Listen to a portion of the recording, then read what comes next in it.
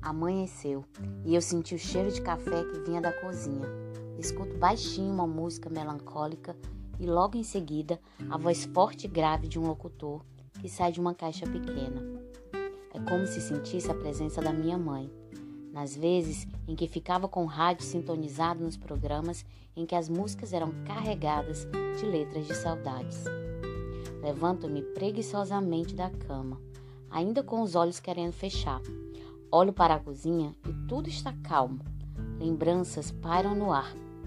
Vou ao banheiro e sinto meu corpo se contrair quando a água gelada corre por ele. Hoje será um dia festivo. Está acontecendo na cidade uma exposição cultural com histórias de lugares e pessoas que foram e são considerados importantes.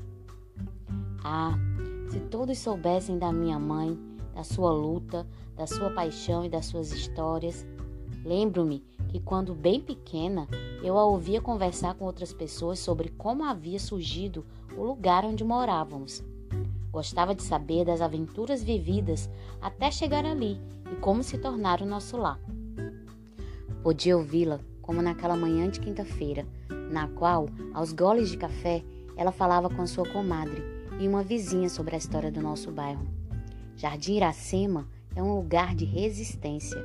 Já existe há 50 anos. Vocês sabiam disso? Eu e minha família fomos despejados do bairro onde morávamos. O prefeito inventou de fazer um bairro chique e nós, que somos pobres, ficamos sem ter onde ficar. Saímos em busca de um lugar para nos aconchegar e outras famílias também foram. Então, chegamos aqui e aqui ficamos. O nome é de uma criatividade só. Conta-se que a Índia Iracema passeava pelo bairro e seguia para o rio Ceará para tomar banho. Então, colocamos o nome em homenagem a ela e ao seu jardim. Minha mãe ainda continuava dizendo que uma instituição conhecida por Fundo Cristão se aproximara do bairro e das famílias. Em conjunto com as lideranças comunitárias, que eram fortes e participativas, abriu centros comunitários, dando início a organizações apoiadas pelo fundo.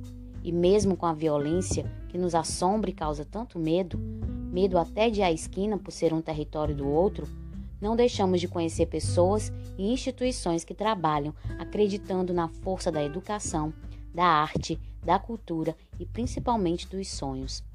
Já perdemos muitos jovens por conta do envolvimento em gangues, o que é lastimável, mas não diminui os jovens e as crianças daqui, que continuam tendo nosso apoio. Chego ao trabalho e sou recepcionada por um monte de abraços e de pessoas que me chamam de tia e me questionam por que havia demorado tanto. Sorrio. Quando abraçá-la, lá está, um monte de portas para aventuras, poesias, receitas culinárias, romances e suspenses.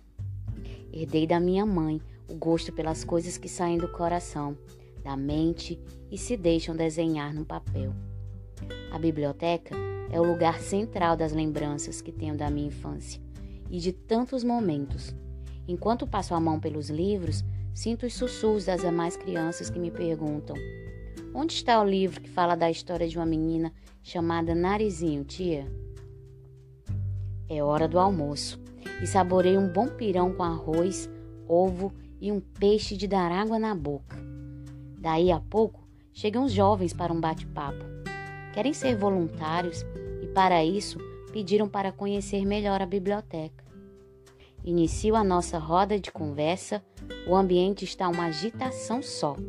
Risadas, leitura do trecho de um livro, no canto uma jovem quieta, um casal que se olha com paixão. Então os convido a se sentar no tapete e todos ficam mudos, como se estivessem envergonhados. Então, de repente, uma jovem me pergunta: como nasceu este lugar? Começo a contar-lhes a história. Nascemos em 2013, após o apoio do Instituto CIA. Antes, era apenas um espaço de leitura, um ambiente muito pequeno, com livros adquiridos por doações e sem funcionamento rotineiro. Havia reforço escolar aqui na instituição, mas logo se percebeu a necessidade de todas aquelas crianças terem mais contato com a leitura. O nome Jardim Literário foi uma escolha das pessoas que frequentavam a biblioteca, por ter relação com o nome do bairro.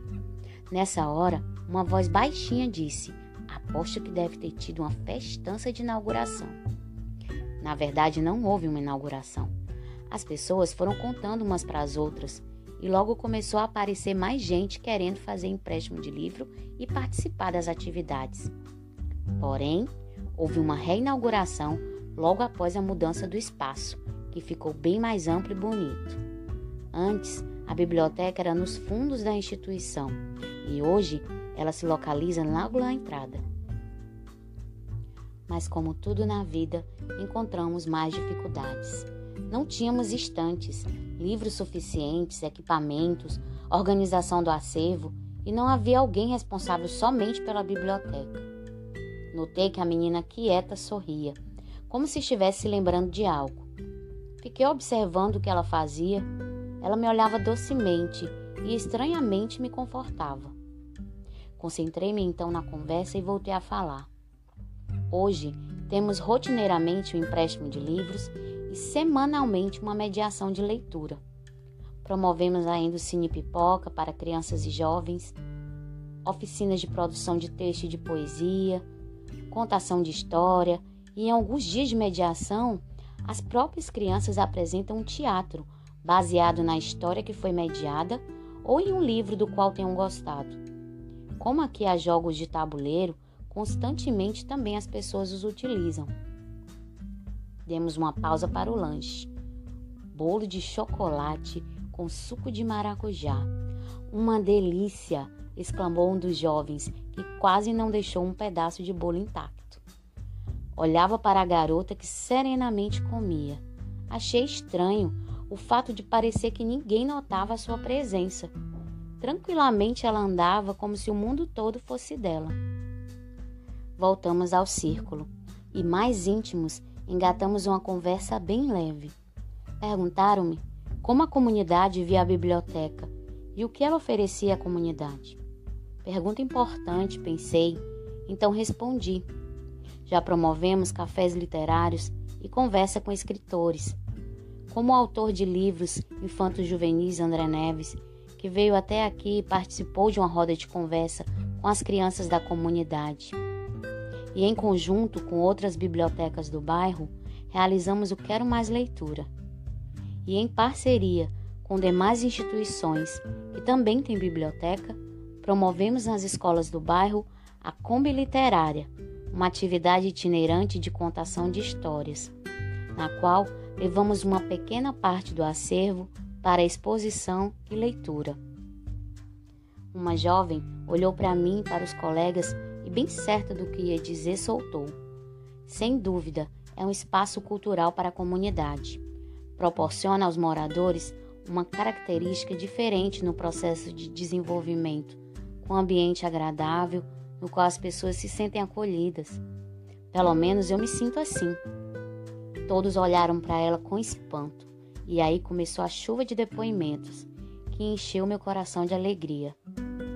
A comunidade não conseguiria mais viver sem a biblioteca. As pessoas têm esse espaço como um lugar que faz parte da vida. Haveria um vazio, o bairro seria sem vida, e as crianças estariam mais ociosas, e não ocorreriam mudanças na vida das pessoas.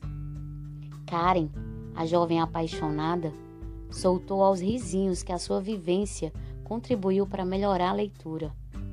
Era muito tímida, o que hoje já não é um grande problema. De repente, um dos depoimentos fez meu coração pulsar. Meu pai falou que este lugar sempre foi acolhedor, por conta da sua mãe, a tia Mariana, que cuidava tão bem daqui como a senhora e deixava a biblioteca mais aconchegante, por ser assim tão próxima das pessoas. Sim, minha mãe era mãe de muitos. Ouvia com carinho, brigava quando preciso e zelosa que dava gosto. Muito bom ouvir o que tem a dizer. Isso aquece meu coração de motivações. Lembro-me que certa vez cheguei a pensar que por aqui ser uma região periférica e com a falta de internet, seria um espaço sem leitores, o que na verdade não aconteceu.